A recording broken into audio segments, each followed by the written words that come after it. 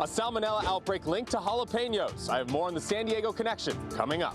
Climate action and community groups rally outside of Sempra headquarters. They say the company is making a lot of money, while at the same time, San Diegans are struggling to pay their bills. The fight for California's next governor here in San Diego, with Republican candidate Steve Hilton calling out Democratic rival Javier Becerra's relationship with the media. San Diego Unified students aren't the only ones getting ready to head back to the classroom next week. Coming up, meet Winston, the district's licensed facility dog.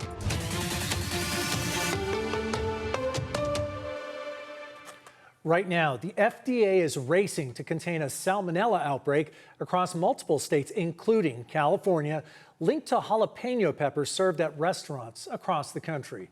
Good evening, and thank you for joining us. I'm Carlo Cicchetto. I'm Stephanie Simmons, in tonight for Marcella. Investigators say the peppers were imported by a San Diego-based distributor. News 8's Alex Cheney joins us live with more on the efforts to stop this outbreak. Alex. Federal health officials say hundreds of people have become sick from the contaminated jalapenos, but they also say they've already been removed from major restaurants. Jalapenos spice up your meal, but now they could also get you sick. The FDA and CDC say 345 people in 27 states, including California, have been sickened by the same strain of Salmonella. 36 people have been hospitalized. No deaths have been reported. Investigators trace the outbreak to fresh jalapenos grown in Sinaloa, Mexico, and imported by San Diego-based Coast Citrus distributors.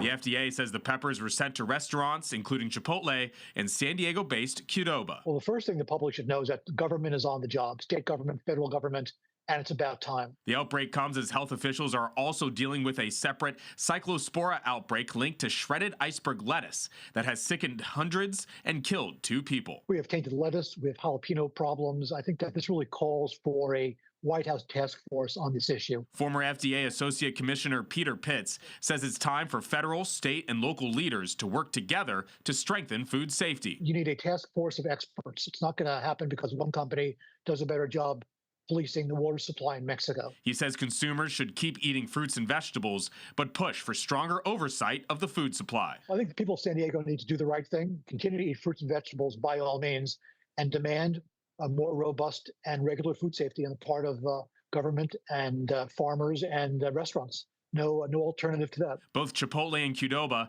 say they have stopped using the affected jalapenos and switched to different products. Chipotle switched jalapeno supplier on July 20th, and all Qdoba restaurants are no longer serving jalapenos. I contacted Coast Citrus distributors for a comment today, but they did not provide a statement. Reporting live, I'm Alex Cheney. Back over to you. Thanks, Alex. A Marine recruit is dead tonight after collapsing during a routine fitness test at Camp Pendleton. Officials say the recruit suffered a medical emergency yesterday. That recruit was assigned to Marine Corps Recruit Depot, San Diego. The military is investigating, and the recruit's name is being withheld until family is notified. A San Diego man has been convicted in the county's first jury trial involving a DUI linked to nitrous oxide, also known as laughing gas or whippets. Prosecutors say the 34-year-old was found impaired behind the wheel after hitting a parked car back in March. Officers then saw him inhale from a nitrous oxide canister. 10 canisters were later found inside his vehicle. The man was sentenced to 5 years of probation, DUI education, drug testing, and fines. Well, the heat is up, and so are the energy bills for many San Diegans. Climate and community advocates took that frustration straight to Sempra Energy's headquarters today.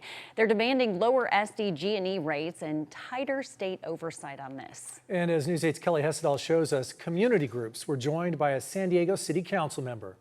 Councilmember Shanila Rivera was out here, as well as a number of local groups. But the most compelling person we heard from today was an 80-year-old grandmother who says she went back to work just to keep up with her rent and utility bills.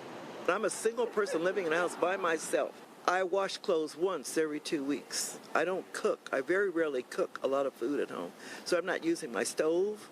I'm not using my washer and dryer that much. I don't have air conditioning. Yet 80-year-old Barbara Pinto, who is also a member of the group Alliance of Californians for Community Empowerment, says she can't afford to retire. Instead of spending time with her grandkids, she's now back at work. Very depressing. It was very depressing.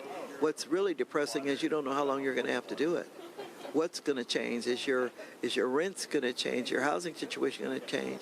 Your utilities, which are what I'm paying more for than anything else. What do we want? Lower bills. When do we want it? Now. Pinto took part in a rally outside of Sempra today, the parent company of SDG&E, as the company reported earning nearly $800 million in profits from April to June of this year. We need to break the monopoly hold of Sempra and SDG&E over our future. Climate action groups were also there and point to a report by the Public Advocate's Office at the California Public Utilities Commission that says 1 in 5 SDG&E customers are behind on their bills, with an average past due balance of around $500. San Diego Council member Shanila Rivera. The government has a responsibility to step in and take care of folks. And in this case, we can do that by some common sense regulation that just reins in profits. It says you're going to have to rein in what your executives take home, that they don't need to make hundreds of times more than the average Californian, that they don't need to make so much that they don't even know what to do with their money. SDG&E released a statement that reads in part, quote, "We know that energy costs are a real concern for our customers, and we understand the strain utility bills can place on household and business budgets. We take those concerns seriously. Our focus is on providing safe, reliable energy service and helping customers manage their energy costs."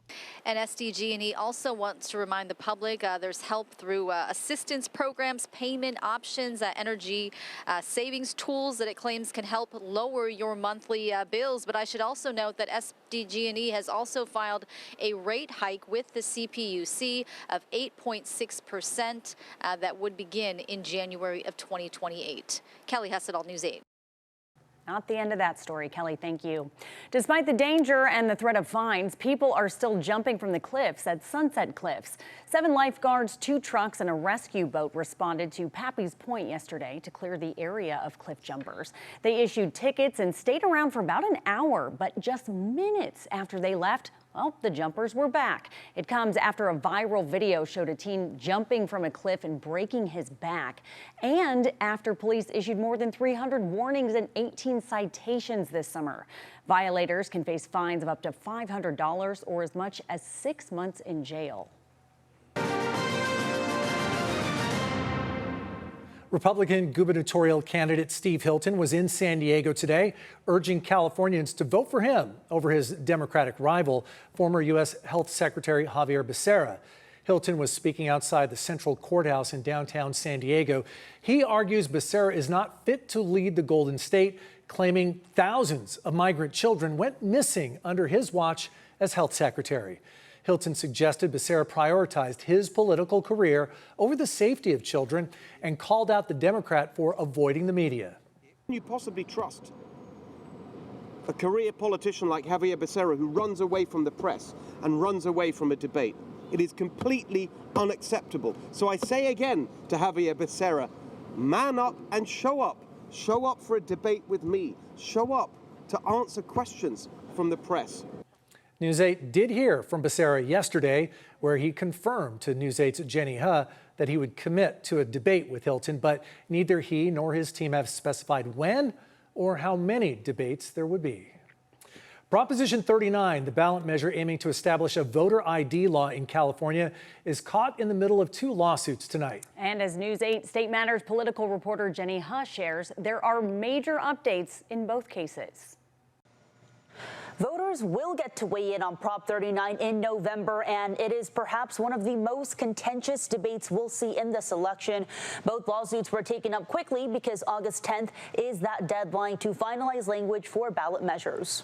I am not surprised, but still disappointed. Voters should be given an honest, impartial, and neutral description of what's on their ballot. Instead, you got the politicians trying to rig and manipulate the election. Republican Assemblymember Carl DeMaio is a proponent of Proposition 39, the voter ID initiative. If passed by voters, Prop 39 would require proof of citizenship to register to vote, as well as a government-issued ID when voting in person or the last 4 digits of a government-issued ID when voting by mail. Thursday afternoon, proponents, Californians for Voter ID Yes on 39, lost their lawsuit against California Attorney General Rob Bonta. They had sued for the revised revised ballot title and summary, which the Attorney General is responsible for writing. And he's now being hyper-partisan because he doesn't want this initiative to pass, to change the title and summary and do whatever they can to try to squash and mislead the voters of California. The original initiative stated Prop 39 would establish additional voter identification and citizenship verification requirements. The language was changed to prohibit citizens from voting unless they present government-issued identification. Proponents sued on the ground the new description is misleading and partisan, but Bonta has maintained, I have a solemn duty to write the title and summary for every proposition that gets on the ballot, to be true and impartial in what we write, and we've done that. We have absolutely done that. A Sacramento County Superior Court judge sided with Bonta, ruling Prop 39 does in fact impose substantive restrictions on the submission of ballots by citizens, and that the statement that Prop 39 prohibits citizens from voting unless they present government-issued identification is accurate. And so that is the ballot title and summary voters will see on their November ballots. The other lawsuit was filed by Prop 39 opponents, Democrats Assembly Speaker Robert Rivas and Senate President Pro Tem Monique Limon. They allege the proponents' descriptions of Prop 39 were, quote, misleading and false. A judge agreed on the three main pushback points. One, it's not easier to vote if a voter has to go through the extra step of proving one's identity. Two, Prop 39 does not make voting more secure, as those voting by mail have to put the last four digits of their government-issued IDs on their ballot envelopes. And three, statements that Prop 39 would save money, quote, are objectively untrue and are not simply statements of opinion or hyperbole. But remember, despite the legal losses, Prop 39 is on the November ballot. It just means that we have to spread the word, get the vote out. Again, California voters will get the final say on the future of Prop 39 come this November. Jenny Hutt, News 8. Thank you, Jenny. Despite fears of the war with Iran would send gas prices skyrocketing, California's gas prices are higher, but not dramatically so. Still ahead, we break down what's been helping keep prices and the state's oil supply relatively steady, at least for now. And if you're visiting Yosemite National Park anytime soon, there is a warning you need to be aware of. Details still ahead. No warnings in effect along our coastline as we continue to have that surf. About 2 to 4 feet has come down. In recent weeks, we have definitely had those much higher waves. Also talking about a moderate risk of rip currents at our local beaches. We'll take a look at your complete forecast and that heat coming up.